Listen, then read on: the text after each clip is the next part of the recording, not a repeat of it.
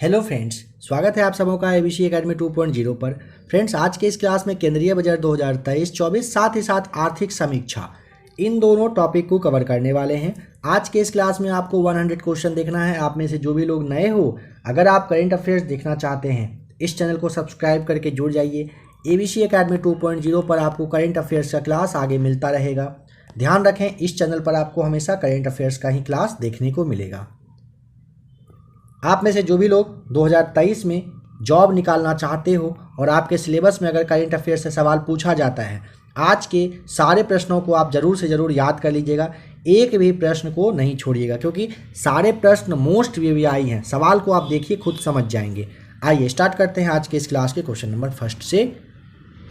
केंद्रीय बजट 2023-24 को वित्त मंत्री निर्मला सीतारमण ने संसद में कब पेश किया था? 1 फरवरी 2023 को केंद्रीय बजट 2023-24 पेश हो चुका है। वित्त मंत्री श्रीमती निर्मला सीतारमण के द्वारा 1 फरवरी 2023 का डेट को पेश किया गया है। नंबर सेकेंड कह रहा है, केंद्रीय बजट 2023-24 का बजट आकार कितना है? 45,09,037 करोड़ रुपए आपको याद रखना है। 45,09,037 करोड़ रुपए केंद्रीय बजट 2023-24 का ये बजट का आकार है। नंबर थर्ड है, वित्तीय वर्ष जो 2023-24 है, इसमें राजस्व खर्च का कितना बजट अनुमान लगाया गया? सही जवाब है ऑप्शन नंबर ए, 35,02,136 करोड़ रुपए। वित्तीय वर्ष 2023-24 में राजस्व खर्च का कितना बजट अनुमान लगाया गया? 35,02,136 करोड़ रुपए का वित्त वर्ष 2023-24 में राजस्व प्राप्ति का कितना बजट अनुमान लगाया गया है? यहाँ पे आपको 26,32,281 करोड़ याद कर लेना है। ध्यान दीजिएगा, बजट ना काफ़ी ज़्यादा इम्पॉर्टेंट अभी के एग्ज़ामों में अपना वैल्यू रखता है। आपको इसे याद करना ही पड़ेगा। हो सकता है डेटा याद करने में प्रॉब्लम आए, बट फिर भी आपको याद करना ही पड़ेगा, इसीलिए ज़रूर से ज़रूर याद कर लें। नेक्स्ट क्वेश्चन नंबर 5, बजट 2023-24 में 7 प्राथमिकताएं अपनाई गई हैं, जिसे क्या नाम दिया गया है? A right answer, Saptarishi. Budget 2023-24 में 7 प्राथमिकता अपनाई गई हैं, जिसे सप्तर्षि नाम दिया गया है। निम्नलिखित में से बजट 2023-24 के 7 प्राथमिकताएं, यानी जो सप्तर्षि है अभी आपने देखा, इनसे संबंधित क्या है, कौन सा है, यह आपको बताना है। यहाँ पे आप ध्यान दीजिए, समावेशी विकास, हरित विकास, अंतिम व्यक्ति तक पहुँचना, सक्षमता को सामने लाना, वित्तीय क्षेत्र, अवसंरचना एवं निवेश, ये सभी हैं। युवा शक्ति 1 नंबर 7 को छोड़ करके। यहाँ पे 6 का जो है ना ऑप्शन नंबर आपको सी टिक करना है। पहला, दूसरा, तीसरा, चौथा, पाँचवा और छठा सही जवाब है।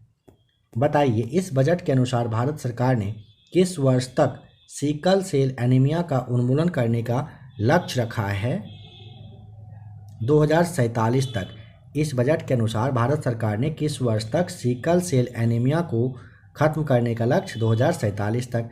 निम्नलिखित में से किस योजना की शुरुआत की घोषणा केंद्रीय बजट 2023-24 में की गई है? आपको ध्यान रखना है, ई न्यायालय परियोजना चरण 3, प्रधानमंत्री कौशल विकास योजना 4.0, अमृत धरोहर स्कीम, यह तीनों रखा गया है। निम्नलिखित में से कह रहा है किस योजना की शुरुआत घोषणा केंद्रीय बजट 2023-24 में की गई है? तो इन तीनों का किया गया है ऑप्शन नंबर डी, आपको याद रख लेना है। उच्च गुणवत्ता वाली बागवानी फसल उत्पादन के लिए किस कार्यक्रम की शुरुआत की घोषणा बजट 2023-24 में की गई? ए राइट आंसर, आत्मनिर्भर बागवानी स्वच्छ पौधा कार्यक्रम आपको ध्यान रखना है। उच्च गुणवत्ता वाली बागवानी फसल उत्पादन के लिए किस कार्यक्रम की शुरुआत घोषणा बजट जो है ना 2023-24 में? आत्मनिर्भर बागवानी स्वच्छ पौधा कार्यक्रम आपको याद रखना है। नंबर 10 कह रहा है, निम्नलिखित में से कौन से कथन की चर्चा बजट भाषण 2023-24 में की गई है? तो यहाँ पे ध्यान रखिए, पीएम सुरक्षा बीमा योजना और पीएम ज्योति जीवन योजना, ज्योति योजना जो है जीवन ज्योति योजना, इसके अंतर्गत 44.6 करोड़ लोगों का बीमा कवरेज करवाया जाएगा, दिया जाएगा। सही है। उज्ज्वल योजना के तहत 9.6 करोड़ एलपीजी कनेक्शन दिए गए, बिल्कुल सही। 47.8 करोड़ प्रधानमंत्री जनधन बैंक खाते खोले गए, सही है यहाँ पे। ऑप्शन नंबर डी को याद कर लीजिए, सभी डेटा बिल्कुल सही दिया हुआ है, आपको इसे याद करना ही पड़ेगा। नंबर 11 कह रहा है बजट 2023-24 के अनुसार नई व्यक्तिगत आयकर व्यवस्था में स्लैबों की संख्या 6 से घटाकर कितनी कर दी गई है। Option number B right answer 5। Budget 2023-24 में शहरी अवसंरचना विकास निधि, इसकी स्थापना की बात की गई। इस निधि का प्रबंधन किस बैंक के द्वारा किया जाएगा। राष्ट्रीय आवास बैंक। बजट 2023 में शहरी अवसंरचना विकास निधि की स्थापना की बात की गई है। इस निधि का प्रबंधन किस बैंक के द्वारा, राष्ट्रीय आवास बैंक के द्वारा किया जाएगा। नंबर 13 है इस बजट के अनुसार 5G सेवाओं पर आधारित एप्लीकेशन विकसित करने के लिए कितने लैब्स स्थापित किए जाएंगे। 100। Option number A right answer. कह रहे हैं ना, इस बजट के अनुसार 5G सेवाओं पर आधारित एप्लीकेशन विकसित करने के लिए कितने लैब्स स्थापित किए जाएंगे, तो 100 लैब्स आपको याद कर लेना है। सरकार अगले 3 वर्षों में कितने किसानों को प्राकृतिक खेती अपनाने के लिए प्रोत्साहित करेगी और उनकी सहायता भी करेगी। ए राइट आंसर, 1 करोड़ किसानों को सरकार अगले 3 वर्षों में 1 करोड़ किसानों को प्राकृतिक खेती अपनाने के लिए प्रोत्साहित करेगी और उनकी सहायता भी की जाएगी। कुशल युवाओं को अंतर्राष्ट्रीय अवसर उपलब्ध कराने के लिए सरकार ने कितने स्किल इंडिया इंटरनेशनल सेंटर स्थापित करने की घोषणा बजट 2023-24 में की है। 30 सही जवाब हो जाएगा।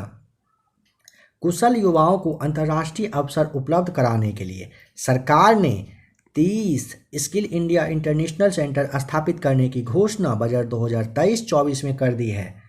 नंबर 16, भारत को ना मोटे अनाज, श्री अन्न जिसे कहते हैं, इसके लिए वैश्विक केंद्र बनाने के उद्देश्य से उत्कृष्टता केंद्र को बढ़ावा दिए जाने की घोषणा सरकार ने बजट 2023 में की है। भारतीय मोटा अनाज या बाजरा अनुसंधान संस्थान जिसे कहते हो हैदराबाद, सही जवाब हो जाएगा। नंबर 17, बजट 2023-24 से संबंधित निम्न में से कौन सा कथन सत्य नहीं है। देखिए, 6,000 करोड़ रुपए के निवेश से पीएम मत्स्य संपदा योजना की एक नई उपयोजना की शुरुआत की जाएगी। नंबर 17 का यह जो कथन है ना, सत्य है। सरकार को सबसे ज़्यादा धन जीएसटी से आता है, गलत। सरकार को सबसे ज़्यादा खर्च केंद्रीय क्षेत्र की योजना पर करना पड़ता है, गलत। यहाँ पे आप ऐसे ध्यान रखिए, क्या पूछा कौन सा सत्य नहीं है, बी और सी हो जाएगा राइट आंसर। सत्य नहीं है, ए ऑप्शन नंबर सही दिया हुआ है। आकांक्षी जिला कार्यक्रम के तर्ज पर सरकार कितने प्रखंडों को शामिल करके आकांक्षी प्रखंड कार्यक्रम की शुरुआत की जाएगी। सही जवाब है ए 500। आकांक्षी जिला कार्यक्रम के तहत सरकार 500 प्रखंडों को शामिल करके आकांक्षी प्रखंड कार्यक्रम की शुरुआत करने वाली है। केंद्रीय बजट 2023-24 के अनुसार सरकार ने देश के शीर्ष शैक्षिक संस्थानों में कितने कृत्रिम बुद्धिमत्ता उत्कृष्टता केंद्र स्थापित करने की घोषणा की है। सी राइट आंसर 3। ध्यान दें, केंद्रीय बजट 2023-24 के अनुसार सरकार ने देश के 3 शीर्ष शैक्षिक संस्थान में कृत्रिम बुद्धिमत्ता उत्कृष्टता केंद्र स्थापित करने की घोषणा की है। बजट में चर्चा किया गया IGOT कर्मयोगी, यह क्या है। यह है option number B right answer, एकीकृत ऑनलाइन प्रशिक्षण मंच है यह। नंबर 21, वित्तीय वर्ष 2023-24 के लिए रेलवे का पूंजीगत परिव्यय कितना रखा गया है। 2.4 लाख करोड़। ध्यान दें, वित्तीय वर्ष 2023-24 के लिए रेलवे का पूंजीगत परिव्यय जो है ना 2.4 लाख करोड़ रुपए रखा गया है। सरकार द्वारा कारोबारी सुगमता को बढ़ावा देने के लिए बजट 2023-24 में निम्न में से क्या निर्णय लिया गया है। देखिए, सभी लिया गया है, समझ लीजिए। 39,000 से अधिक अनुपालकों को कम करना, 3400 से अधिक विधिक उपबंधों को अपराध की श्रेणी से हटाना, जन विश्वास विधेयक संसद में पेश करना, सरकार द्वारा कारोबारी सुगमता को बढ़ावा देने के लिए बजट 2023-24 में 39,000 से अधिक अनुपालकों को कम करना, 3400 से अधिक विधिक उपबंधों को अपराध की श्रेणी से हटाया जाने का लक्ष्य, जनविश्वास विधेयक संसद में पेश करने का लक्ष्य रखा है। तीनों सही है, डी आपको टिक करना है। पशुपालन, डेयरी एवं मत्स्य पालन क्षेत्रों के लिए केंद्रीय बजट 2023-24 में कुल ऋण का लक्ष्य कितना निर्धारित किया गया है? सही जवाब हो जाएगा option number B, 20 lakh crore का। पशुपालन, डेयरी एवं मत्स्य पालन क्षेत्र के लिए केंद्रीय बजट 2023-24 में कुल 20 लाख करोड़ रुपए का लक्ष्य निर्धारण किया गया है। बजट भाषण 2023-24 में पीवीजीटी विकास मिशन की चर्चा की गई। यह किस वर्ग के सर्वांगीण विकास हेतु समर्पित है? संवेदनशील जनजाति समूह के लिए बजट भाषण 2023-24 में पीवीजीटी विकास मिशन की चर्चा की गई है और यह जो है ना संवेदनशील जनजातीय समूह से संबंधित है। केंद्रीय बजट के अनुसार राज्यों को जीएसडीपी के कितने प्रतिशत राजकोषीय घाटे के अनुमानित, ऑप्शन नंबर आप यहाँ पे भी ध्यान रखेंगे, 3.5% सही जवाब है। बजट के अनुसार किस क्षेत्र के लिए डिजिटल पब्लिक इंफ्रास्ट्रक्चर का निर्माण किया जाएगा? ए राइट आंसर कृषि हो जाएगा। निम्नलिखित में से कौन सा कथन श्री अन्न से संबंधित नहीं है? भारत श्री अन्न का सबसे बड़ा उत्पादक है। संयुक्त राष्ट्र संघ वर्ष 2023 को मोटे अनाज का वर्ष घोषित किया, यह भी कथन सही है। भारत श्री अन्न का सबसे बड़ा निर्यातक नहीं है, ऑप्शन नंबर सी यहाँ पे श्री अन्न से संबंधित नहीं है, ध्यान रखें। बजट में चर्चा किया गया कि मिष्टी पहल किससे संबंधित है?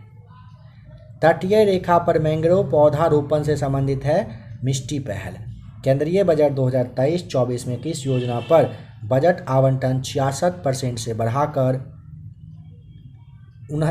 79,000 करोड़ रुपए से अधिक कर दिया गया है? सही जवाब हो जाएगा ऑप्शन नंबर बी, प्रधानमंत्री आवास योजना के लिए। वित्तीय वर्ष 2023-24 के लिए राजस्व घाटा कुल जीडीपी का कितना प्रतिशत अनुमानित है? सही जवाब हो जाएगा ऑप्शन नंबर बी, 2.9%। वित्तीय वर्ष 2023-24 के लिए राजस्व घाटा कुल जीडीपी का कितना प्रतिशत? 2.9%, याद रखें। वित्तीय वर्ष 2023-24 के लिए राजकोषीय घाटा का कितना बजट अनुमान लगाया गया है? 17,86,816 करोड़ रुपए, ये बिल्कुल राइट आंसर है। वित्तीय वर्ष 2023-24 के लिए राजकोषीय घाटा का कितना बजट अनुमान लगाया गया है? 17,86,816 करोड़ रुपए सही जवाब है। वित्त वर्ष 2023-24 के लिए प्राथमिक घाटा का कितना अनुमान लगाया गया है? तो यहाँ पे जीडीपी का 2.3% और 7,06,845 करोड़ रुपए यहाँ पे सही जवाब हो जाएगा। इनमें से एक से अधिक वाला ऑप्शन आपको टिक करना पड़ेगा ना, डी राइट आंसर, लेकिन आप इन दोनों को याद कर लीजिए। केंद्रीय बजट के अनुसार कितने नए नर्सिंग कॉलेज स्थापित किए जाएंगे? सी राइट आंसर, 157। केंद्रीय बजट के अनुसार 157 नए नर्सिंग कॉलेज की स्थापना की जाएगी। वित्तीय वर्ष 2023-24 के लिए कितना पूंजीगत खर्च का बजट अनुमान लगाया गया है? ए राइट आंसर, 10,09,61 करोड़ रुपए। डेटा याद करिए। कह रहा है कि वित्त वर्ष 2023-24 के लिए कितना पूंजीगत खर्च का जो बजट अनुमान है लगाया गया है? 10,09,61 करोड़ रुपए का। वित्त वर्ष 2023-24 के लिए कितना पूंजीगत प्राप्तियों का बजट अनुमान लगाया गया है? नंबर 35 का बी राइट आंसर हो जाएगा, 18,70,816 करोड़ रुपए। सवाल कह रहा है कि वित्तीय वर्ष 2023-24 है ना, इसके लिए कितना पूंजीगत प्राप्तियों का बजट का अनुमान लगाया गया? 18,70,816 करोड़ रुपए का। अमृतकाल तक की यात्रा के दौरान निम्न में से कौन से 4 मौके रूपांतरित हो सकते हैं? भारत का जो 100 साल पूरा होगा उसे अमृतकाल का नाम। तो यहाँ पे आपको यहाँ पे एक मिनट इस तरह से ऑप्शन है ना, महिलाओं का आर्थिक सशक्तिकरण, पर्यटन, पीएम विश्वकर्मा कौशल सम्मान, हरित विकास। तीसरा, चौथा, पांचवा और छठा सही जवाब है। ऑप्शन नंबर आपको सी टिक करना पड़ेगा। नेक्स्ट क्वेश्चन नंबर 37 कह रहा है बजट के अनुसार क्षेत्रीय हवाई कनेक्टिविटी में सुधार लाने के लिए कितने हवाई अड्डे का पुनरुद्धार किया जाएगा?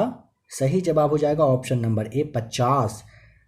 बजट के अनुसार क्षेत्रीय हवाई कनेक्टिविटी में सुधार लाने के लिए ना 50 हवाई अड्डों को फिर से कहिए कि जीवित किया जाएगा, चालू किया जाएगा। राष्ट्रीय हाइड्रोजन मिशन की मदद से 2030 तक कितना मिलियन मीट्रिक टन वार्षिक उत्पादन का लक्ष्य रखा गया है?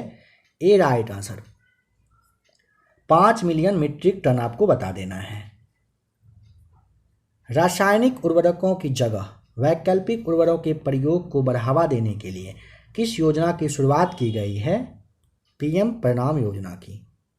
चक्रीय अर्थव्यवस्था को बढ़ावा देने के उद्देश्य से गोवर्धन योजना के तहत कितने नए अपशिष्ट से आमदनी संयंत्र स्थापित किए जाएंगे? 500 राइट आंसर बी हो जाएगा। केंद्रीय बजट 2023-24 के अनुसार अगले 3 वर्षों तक किस योजना के तहत सरकार आर्द्र भूमि तथा जैव विविधता को बढ़ावा देगी? बी राइट आंसर अमृत धरोहर योजना के तहत। बजट में चर्चा किया गया कि स्किल इंडिया डिजिटल प्लेटफॉर्म का लक्ष्य क्या है? मांग आधारित औपचारिक कौशल वर्धन सक्षम करना, एमएसएमई सहित नियोक्ताओं को साथ जोड़ना, उद्यमिता योजनाओं की सुलभता सुगम करना। एक से अधिक कहने का मतलब है यह तीनों आपको याद करना पड़ेगा। बजट में चर्चा किया गया स्किल इंडिया डिजिटल प्लेटफॉर्म का लक्ष्य यह तीनों रखा गया है। चुनौती मोड के माध्यम से चुने जाने वाले कितने पर्यटन गंतव्यों को घरेलू और विदेशी पर्यटकों के लिए एक संपूर्ण पैकेज के रूप में विकसित किया जाएगा?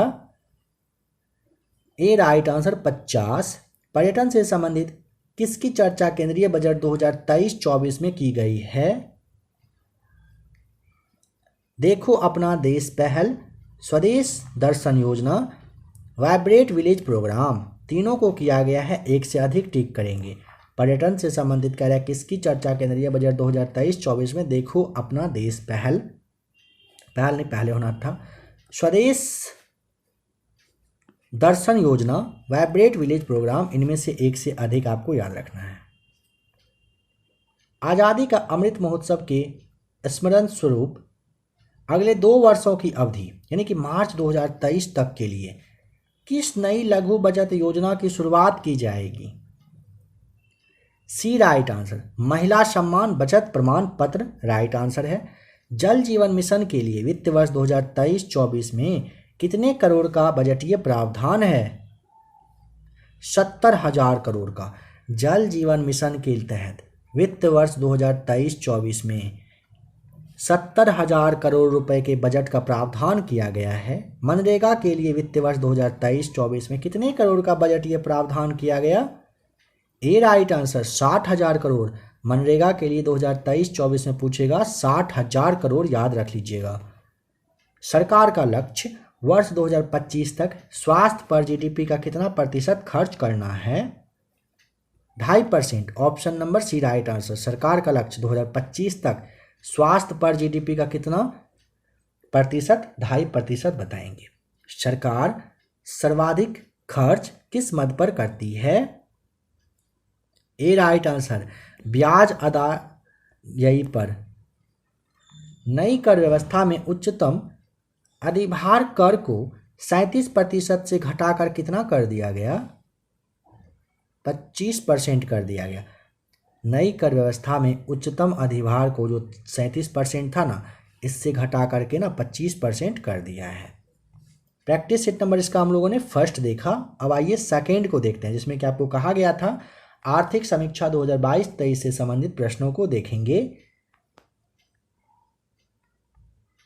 आप लोगों में से जिन लोगों को अभी जो आपने 50 प्रश्न देखा इस पे अगर पकड़ बन गया होगा तो बहुत अच्छी बात है, नहीं आप क्लास को एक बार फिर से रिपीट करके देखिएगा, सारे प्रश्नों को ज़रूर से ज़रूर याद कर लीजिए। अगर इन सारे प्रश्नों को याद कर लेते हैं तो समझ लीजिए कि अच्छे से पकड़ आपका बन जाएगा इस पे। नंबर फर्स्ट है, आर्थिक समीक्षा 2022-23 के अनुसार वित्त वर्ष 2023-24 के लिए कितना आर्थिक वृद्धि दर अनुमानित की गई है? 6 से 6.8% तक। करेक्ट। आर्थिक समीक्षा 2022-23 के अनुसार वित्त वर्ष 2023-24 के लिए कितना आर्थिक वृद्धि दर अनुमानित? 6 से 6.8 के आसपास तक। आर्थिक समीक्षा 2022-23 को संसद में कब प्रस्तुत किया गया? आर्थिक समीक्षा 2022-23 31 जनवरी 2023 को पेश किया गया है। आर्थिक समीक्षा के अनुसार वित्त वर्ष 2022-23 के लिए कितना प्रतिशत राजकोषीय घाटा का अनुमान लगाया गया? 6.4% का। आर्थिक समीक्षा के अनुसार वित्त वर्ष 2022-23 के लिए कितना प्रतिशत राजकोषीय घाटा का अनुमान? 6.4% का। आर्थिक समीक्षा के आधार पर भारत क्रय शक्ति समता के अनुसार दुनिया की कितने नंबर की सबसे बड़ी अर्थव्यवस्था है? तीसरी। सी राइट आंसर। आर्थिक समीक्षा 2022-23 को कुल कितने अध्यायों में बांटा गया है?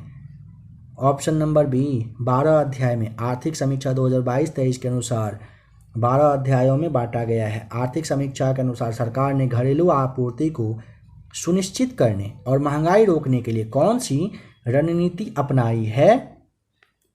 सभी को अपनाया गया है, समझ लेते हैं अच्छे से। कपास पर सीमा शुल्क माफ़ कर दिया गया, गेहूं के निर्यात पर रोक लगा दी गई, प्रमुख कच्चा माल फेरोनिकल, कोकिंग, कोल इत्यादि पर आयात शुल्क को घटाकर शून्य कर दिया गया। एक से अधिक डी टिक करेंगे, सभी सही है। वर्ष 2023 से 27 तक कितने पीएम श्री स्कूलों का निर्माण किया जाएगा? ऑप्शन नंबर सी 14,500। 2023 से 2047 यहाँ पे 27 यहाँ पे है, ध्यान रखिए। 2023 से कब तक में? 27 तक में, है ना। 4 वर्षों में कितना? 14,500 पीएम श्री स्कूल का निर्माण किया जाएगा। भारत ने गैर जीवाश्म ईंधनों से 40% अधिष्ठापित बिजली क्षमता का उत्पादन 2030 से पहले ही पूरा कर लिया है। अब इसे बढ़ाकर कितना प्रतिशत कर दिया गया? Option number B 50%। अर्थव्यवस्था में कार्बन तीव्रता को कम करने को ध्यान में रखते हुए सॉवरेन ग्रीन बॉन्ड नवंबर 2022 में जारी किया गया। इसे किस केंद्रीय बजट में लाने की घोषणा की गई थी? 2022-23 वाले में प्रथम अग्रिम अनुमान 2022-23 के डेटा के लिए कह रहा है कि इसके अनुसार कितना मिलियन टन कुल खाद्यान्न का उत्पादन किया गया? 315.7 मिलियन टन सही जवाब है। कह रहा है प्रथम अग्रिम अनुमान 2022-23 के अनुसार कितना मिलियन टन कुल खाद्यान्न उत्पादन हुआ ना? 315.7 मिलियन टन सही जवाब है। वित्त वर्ष 2021-22 में कृषि और संबद्ध क्षेत्र में कुल कितना प्रतिशत की वृद्धि देखी गई? 3% की। सी राइट आंसर हो जाएगा। Next question number 12। आर्थिक समीक्षा 2022-23 के अनुसार भारत विश्व का कितने नंबर का सबसे बड़ा मोबाइल फोन निर्माता बन चुका है? दूसरा बी राइट आंसर। देखिए आर्थिक समीक्षा 2022-23 का रिपोर्ट आया, इसके अनुसार भारत ना विश्व का दूसरे नंबर का सबसे बड़ा मोबाइल फोन निर्माता बन गया है। आर्थिक समीक्षा के अनुसार सबसे ज़्यादा जैविक किसान किस देश में हैं? Option number C right answer. कहाँ पर हैं? भारत में है सबसे ज़्यादा जैविक किसान। आर्थिक सर्वेक्षण के अनुसार भारत में वन और वृक्षों के अनावरण का कार्बन स्टॉक सबसे अधिक किस राज्य में है? बताएं। नंबर 14 का option number B right answer, Arunachal Pradesh यहाँ पे बता देंगे। आर्थिक सर्वेक्षण के अनुसार भारत में वन और वृक्षों के आवरण का जो कार्बन स्टॉक है सबसे अधिक किस राज्य में है? Option number B Arunachal Pradesh में। आर्थिक समीक्षा के अनुसार दिसंबर 2022 के अंत तक भारत के पास कितना बिलियन अमेरिकी डॉलर विदेशी मुद्रा भंडार था? सी राइट आंसर 562.7 बिलियन अमेरिकी डॉलर विदेशी मुद्रा आपको बता देना है, राइट आंसर हो जाएगा। आर्थिक समीक्षा के अनुसार भारत दुनिया का कितने नंबर का सबसे बड़ा विदेशी मुद्रा भंडार धारक देश? ऑप्शन नंबर बी छठा बता देना है। आर्थिक समीक्षा के अनुसार सितंबर 2022 के अंत तक भारत पर विदेशी ऋण कितना बिलियन अमेरिकी डॉलर था? 610.5 बिलियन अमेरिकी डॉलर आपको ध्यान रखना है। आर्थिक समीक्षा के अनुसार सितंबर 2022 के अंत तक भारत पर विदेशी ऋण 610.5 बिलियन अमेरिकी डॉलर था। वित्त वर्ष 2021-22 के दौरान देश में कितना विद्युत का उत्पादन हुआ? ऑप्शन नंबर आपको ए टिक करना है। 17.2 लाख सही जवाब है। वित्त वर्ष 2021-22 के दौरान देश में कितना विद्युत का उत्पादन हुआ? ऑप्शन नंबर ए बिल्कुल राइट आंसर है। कुल विद्युत उत्पादन में द्वितीय सबसे बड़ा हिस्सा अक्षय ऊर्जा का है। आर्थिक समीक्षा के अनुसार यह कितना प्रतिशत है? 27.5%, सी राइट आंसर है।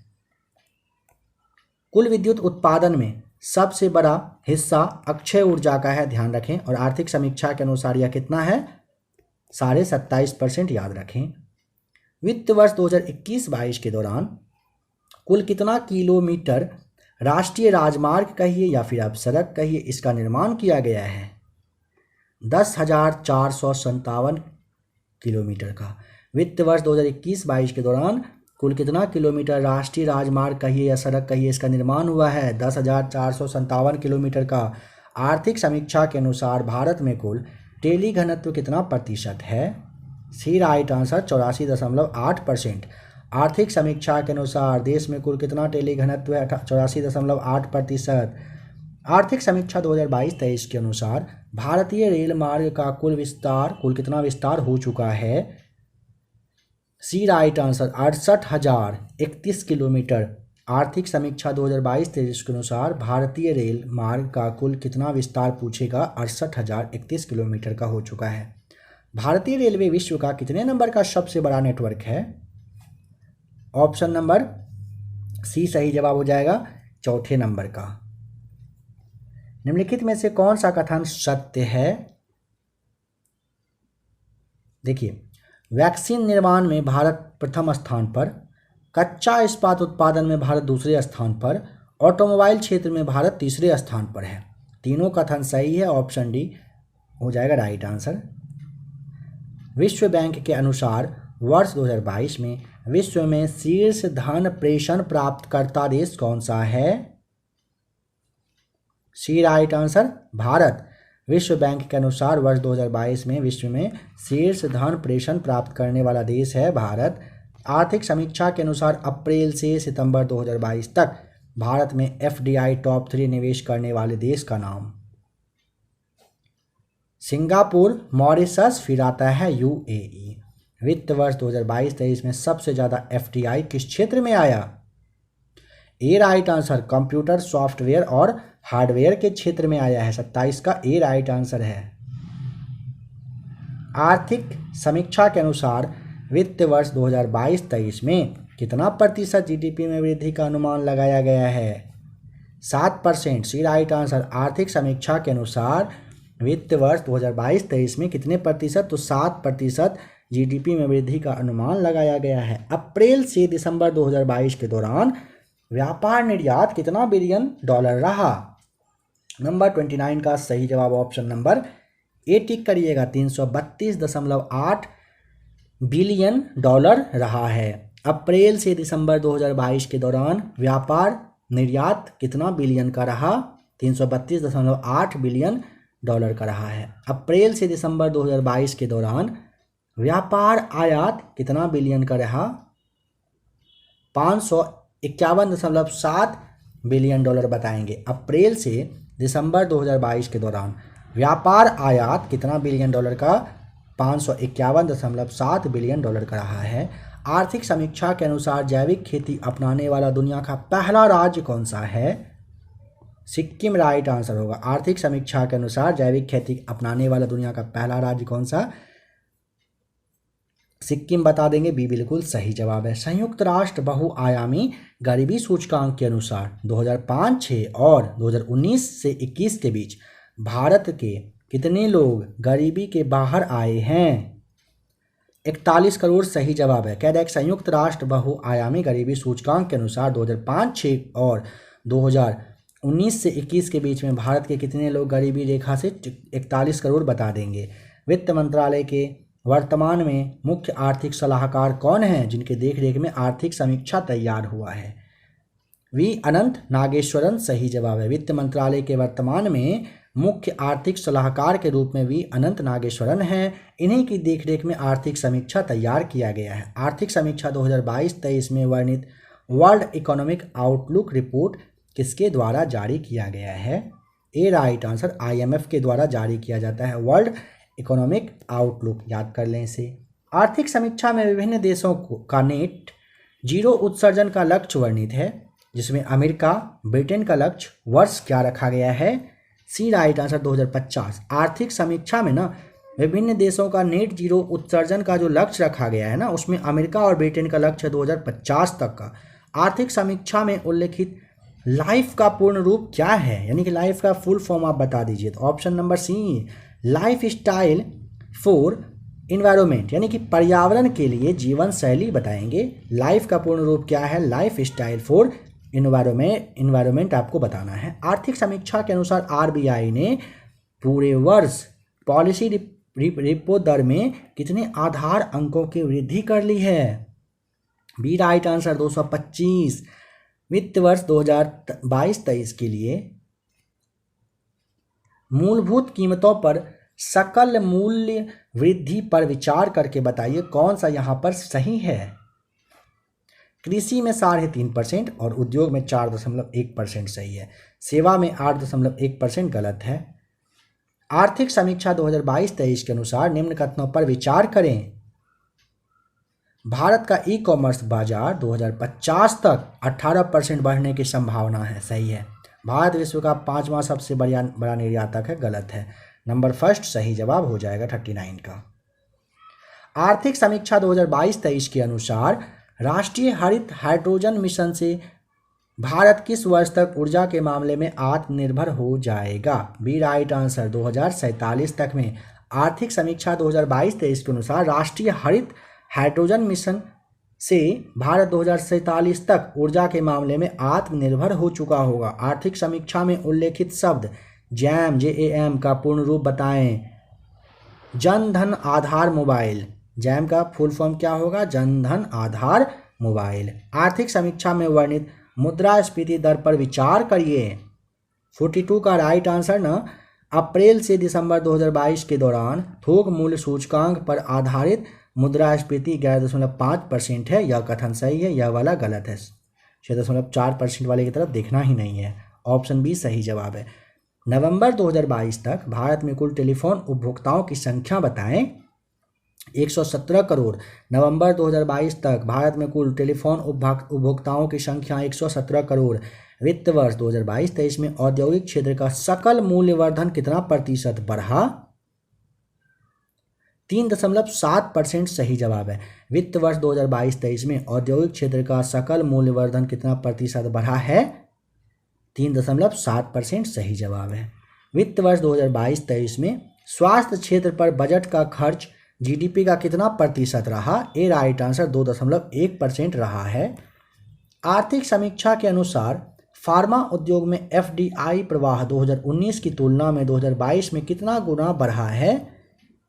4 गुना। आर्थिक समीक्षा के अनुसार फार्मा उद्योग में FDI प्रवाह 2019 की तुलना में 2022 में 4 गुना यह बढ़ा है। मेक इन इंडिया 2.0 में कुल 27 क्षेत्रों पर ध्यान केंद्रित किया जा रहा है। साथ साथ इसके कितने उप क्षेत्रों के विकास को भी बढ़ाया जा रहा है? 24 आपको ध्यान रख लेना है। नंबर 48 आर्थिक समीक्षा के अनुसार कह रहा है जुलाई 2021 में कौन सा नया मंत्रालय सहकार से समृद्धि विजन को साकार करने के लिए लाई गई है? सहकारिता मंत्रालय ए राइट आंसर है। आर्थिक समीक्षा के अनुसार वित्त वर्ष 2022-23 में औसत GST संग्रह कितना करोड़ था? ए राइट आंसर 1.49 करोड़ सही जवाब है। आर्थिक समीक्षा के अनुसार वित्त वर्ष 2022-23 में औसत जीएसटी संग्रह कितना 1.49 करोड़ रुपए, ध्यान रख लेना है। लास्ट क्वेश्चन है आर्थिक समीक्षा के अनुसार 2015 से 2021 के दौरान ग्रामीण इंटरनेट उपभोक्ताओं की संख्या में कितने प्रतिशत की वृद्धि दर्ज की गई है? ऑप्शन नंबर सी 200% सही जवाब है। आर्थिक समीक्षा के अनुसार 2015 से 21 के दौरान में ग्रामीण इंटरनेट उपभोक्ताओं की संख्या में कितने प्रतिशत की 200% की वृद्धि हो चुकी है। काफ़ी ज़्यादा इंपॉर्टेंट क्वेश्चन यह भी है आपके लिए। तो फ्रेंड्स आज के इस क्लास में आपने आर्थिक समीक्षा 2022-23 से संबंधित प्रश्न, साथ ही साथ जो आपका लेटेस्ट वाला अभी केंद्रीय बजट 2023-24 पेश किया गया था, इससे आपने सवाल देखा। आशा करता हूं कि आज के इन 100 क्वेश्चंस को देखकर आपको अच्छा लगा होगा। अगर आप लोग करंट अफेयर्स देखना चाहते हो, पहले ही कहा गया था इस चैनल से आप जुड़ जाइए, सब्सक्राइब करिए और जुड़ जाइए। प्लेलिस्ट आकर आप चेक कर लीजिएगा। क्लास अगर आज का अच्छा लगा होगा तो वीडियो को आप लाइक भी ज़रूर कर दीजिएगा।